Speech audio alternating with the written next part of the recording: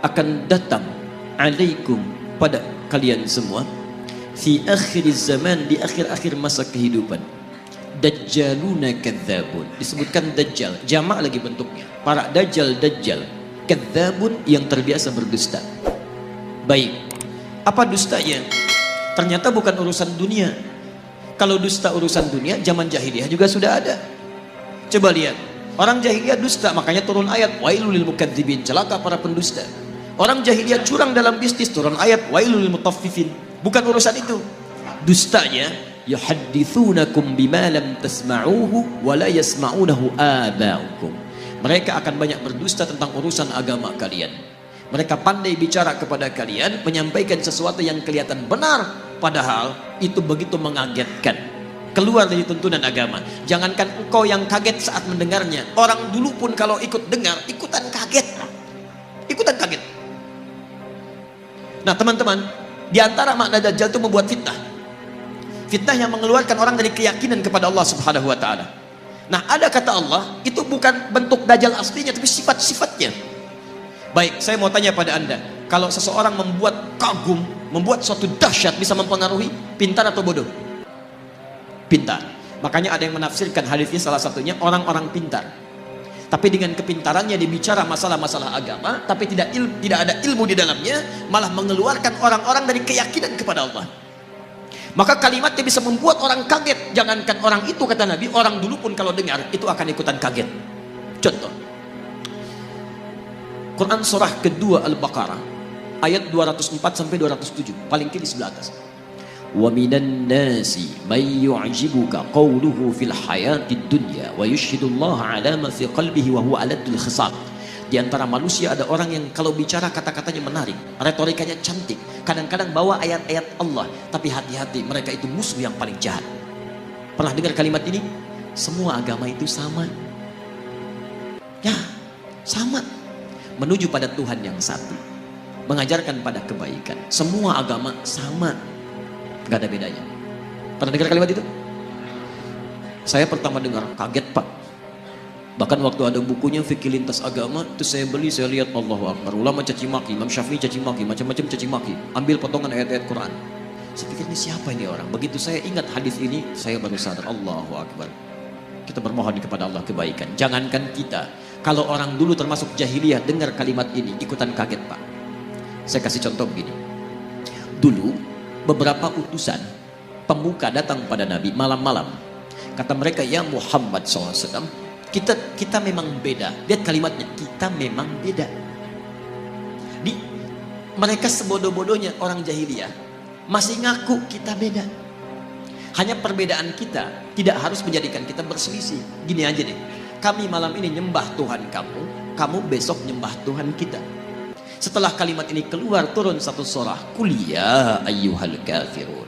Katakan, hei orang-orang kafir. Kafir itu dari kata kafara. Kafara diserap ke dalam bahasa Inggris di kafir. Ya, bahasa Inggris banyak yang mengambil dari bahasa Arab. Gula, sugar, dari sukar. Kopi, kafi. Kohwah, dari kahwah. Kucing, cat, dari kitun. Kitun, itu kucing rumahan. Ya, kitun. Kalau kucing liar, hurrah. Kecilnya hurairah. Kitun, kucing rumahan. Diambil cat. Sekarang jadi kitty, kucing rumahan. Hello Kitty, jadi spray, jadi bantal, jadi macam-macam. Ya? Kembalikan. Kafar, ketutup. Yang tertutup. Orangnya kafir yang menutup diri. Jadi misal, ini misalnya spidol. Tertutup begini, ini cover, ada cover, tertutup.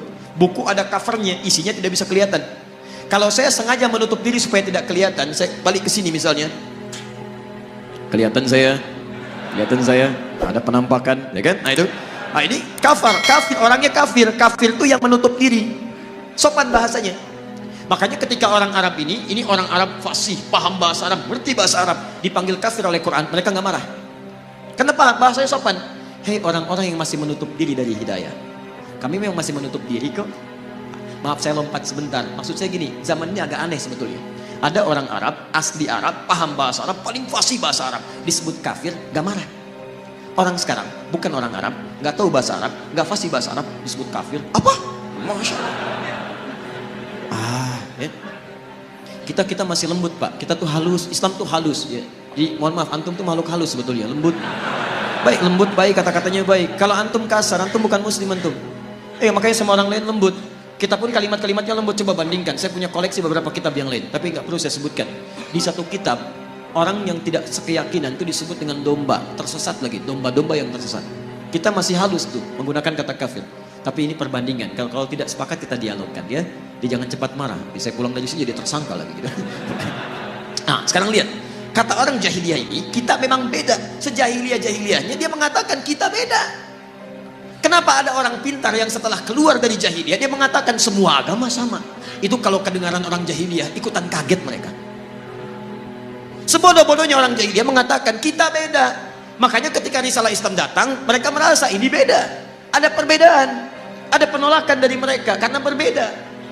Orang sekarang tiba-tiba, Masya Allah, saya katakan kepada anda, maaf ya, yang bilang semua agama sama, itu pintar atau bodoh? Bodoh. Baik, gelarnya ada enggak?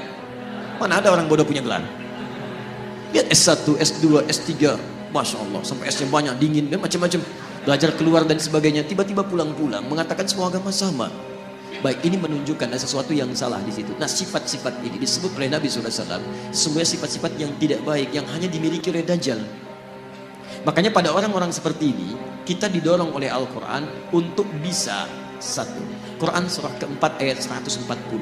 Ingat, bukan mencela, bukan menghina, bukan macam-macam. Lihat ayat Qurannya. Wa qad nazzala 'alaikum fil kitab. Telah tetap ketentuan dalam Al-Quran. Quran surah keempat ayat 140 paling kiri sebelah bawah. Awas ya, jangan dipotong kalimat saya. Saya tidak menyebut mereka dengan Dajjal. Awas, hati-hati. Nanti muncul tag di dalam YouTube misalnya, Ustaz Adi, Dajjal. Masya Allah, munculin ini. Tidak, lihat. Saya turunkan sampai yang terakhir. Lihat, Quran surah 4 ayat 140. Wa qad nazzala 'alaikum fil kitab. Telah tetap ketentuan dalam Al-Quran. An idza sami'tum ayatillahi yukfaru biha wa yustahza'u biha. Kalau ada orang-orang yang mengingkari isi Al-Quran atau mengolok-olok isinya, ngolok-ngolok, mengingkari macam-macam, membelok-belokkan dan sebagainya sampai ke level yang tadi. Lihat baik-baik. Fala taqudu ma'ahum. Satu, kata Quran, cukup jangan buang-buang energi untuk mencela, membuli dan sebagainya. Cukup tinggalkan mereka. Sudah. Antum terlalu buang energi antum yang mahal. Lebih baik kalimat antum dipakai baca Al-Quran. Tulisan antum tulis status yang baik-baik daripada merespon mereka. Gak ada kerjaan. Jangan kasih panggung kata Al-Quran. Ceramah gak usah diundang, bukunya gak usah dibaca, radio gak usah didengar. Gak usah didengar, isolasi dulu. Dan hebatnya Al-Quran memberikan sikap demikian bukan untuk merendahkan yang dimaksudkan, supaya dia sadar saking sayangnya Allah. Hatta yakhudu fi haditsin ghairi, sampai dia sadar bahwa dia diisolasi orang lain itu karena ada yang menyimpang dari dirinya. Saking sayangnya Allah tetap diberikan hidayah, cuman mau ngambil atau enggak. Sampai dia tobat, kata-katanya baik, baru kita kemudian ambil kebaikan-kebaikan darinya. Jadi kalau ada yang demikian disebut oleh Nabi sebagai sifat-sifat Dajjal, sifat itu harus kita keluarkan kalau kita sayang dengan saudara kita doakan dia tapi tinggalkan semua hal yang terkait dengan dia. Tinggalkan. Innakum idzam mithluhum. Kalau antum ikuti mereka, dengarkan pernyataannya, ikut kelasnya, baca bukunya, lama-lama antum seperti mereka juga nantinya. Salat gak dikerjakan, azan di tempat ibadah orang lain, tiba-tiba belajarnya ke tempat yang ini aneh. Negara kita itu menjamin kemerdekaan tiap-tiap penduduk untuk beribadah. Kita harus hormati yang lain. Cuman di Islam gak boleh ada kaidah jangan paksa. Quran surah 2 ayat 256 paling kiri sebelah bawah. La ikraha fid din. Antum gak boleh paksa orang lain pindah agama. Gak boleh, dosa antum. Kita tawarkan yang baik-baik. Tapi kita pun diminta oleh Al-Quran untuk zero tolerance. Toleransi tertinggi adalah biarkan orang lain dengan kepercayaannya masing-masing. Lakum dinukum waliyadin. Tapi kita dakwahi dalam kebaikan. Mau ikut, alhamdulillah. Tidak ikut, gak apa-apa, gak boleh paksa. Dan setiap orang yang beragama dijamin oleh undang-undang negara kita. Pasal 29 ayat 1-2. Ayat 2-nya, negara menjamin kemerdekaan tiap-tiap penduduk untuk memeluk agamanya masing-masing dan beribadah menurut agama dan kepercayaannya itu. Beribadah menurut agama dan kepercayaannya itu. Kita saat beribadah kepada Allah, keyakinan pertama yakin Islam yang paling benar. Itu ibadah tertinggi kita. Ibadah lisan. Turun Quran surah 3 ayat 19 paling kiri sebelah atas. Inna dina indallahil Islam. Makanya ketika seorang mengatakan Islam yang paling benar, satu, dibenarkan oleh Quran, dijamin oleh undang-undang. Tidak salah untuk mengatakan Islam yang benar. Jadi kalau ada orang pintar mengatakan di sini, bukan cuma Islam yang benar, dia orang bodoh. Dia orang bodoh. Kalau dia muslim ya, kalau dia muslim, dia orang bodoh. Kenapa? Satu, dia tidak mengerti Al-Quran. Yang kedua, dia melanggar undang-undang. Kenapa antum melarang seseorang muslim untuk meyakini itu yang benar? Kita pun nggak boleh paksa kalau orang Kristen mengatakan Kristen yang benar. Hindu mengatakan Hindu yang benar, itu keyakinan dia. Tugas kita cuma berdakwah, menyampaikan risalah. Mana di antara kebenaran itu yang menuju kepada Tuhan yang paling benar. Sampaikan kebaikan. Tapi ketika seseorang muslim mengatakan cuma Islam yang benar dan dipersoalkan itu, artinya satu, dia tidak mengerti Al-Quran, yang kedua dia melanggar undang-undang. Dan yang paling dahsyat disebut oleh Al-Quran, kalau antum ikutan yang seperti itu, lama-lama iman antum luntur, antum hilang kemudian keimanan kepada Allah Subhanahu wa taala. Orang seperti itu disebut oleh Quran langsung dengan munafik dan akan masuk neraka jahanam yang pertama kali. Jadi penghuni neraka jahanam bukan orang kafir pertama kali, orang munafik. Lihat ayat ujungnya. Innallaha jami'ul munafiqin wal kafirina fi jahannam jami'an. Maka Allah akan himpun orang munafik ini bersama orang kafir di neraka jahanam. Munafik disebut dulu, baru orang kafir, neraka jahanam. Ya, maaf ya kalau urusan akidah saya tegas, saya tidak ingin ada sahabat-sahabat saya, saudara saya kemudian terperosok dalam keburukan. Karena itu kalau ada yang menyimpang seperti itu, jangan dulu kita keluar kalimat yang tidak bagus, tidak, kita doakan, solasi, arahkan pada kebaikan. Dia ikut, alhamdulillah, tidak ikut, biarkan. Nah, itu yang terbaik.